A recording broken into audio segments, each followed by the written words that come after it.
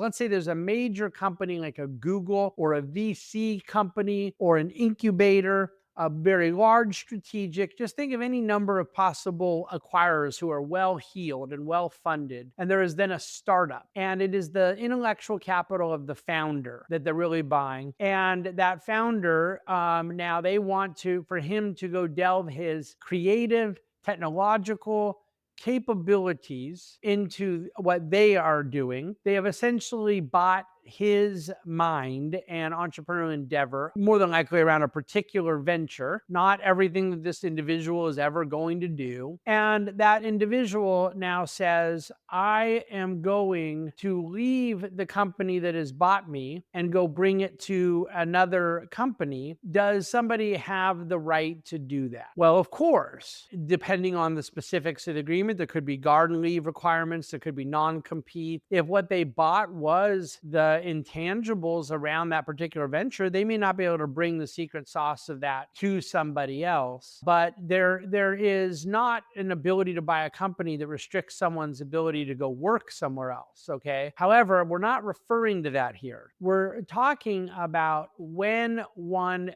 sells the company and is paid for it, and then skirts the intent of that deal. Recognizing that just by the qualifier I already provided, there may be gray area, there may be ambiguity, and a need for some Solomonic wisdom. But I don't think that the cases happening right now in the venture world are really all that gray. That essentially, if somebody takes money for a given venture and then instead violates that arrangement, I think that you will hurt capital formation. Hiring people instead of buying a company to avoid paying investors. Okay, so someone has taken money from a venture capital investor, and now they could essentially just go get hired at a Google, let's say. Do they owe the venture capital investors the return on what the venture capital investors invested in,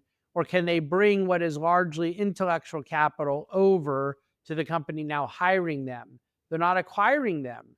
That venture is still owned by the other company and whatever that legal entity is. Well, again, I'm fully aware here of what gray areas could enter the fray. But when the acquiring company is basically hiring as a way of skirting by, that normally they would do M&A of that company. I'm making up a case here, but if they figure this prospect of technology that is incubated in this startup company is worth 300 million, and they have investors that own half the company, and we could buy this person for 150 million, not have to pay the other investors the other 150, and bring that person over. They're fully monetized the way they would be, and they're now bringing the real value proposition of the company to us. Is it illegal? Well, in some cases, I'm sure it's been done in a way that was, and in other cases, I'm sure it's been done in a way that was not. But my point being, is that an example where clever legalese is being done and it's aggressive and it's within the confines of a market economy? Or is this being done purely to avoid paying investors that really did invest in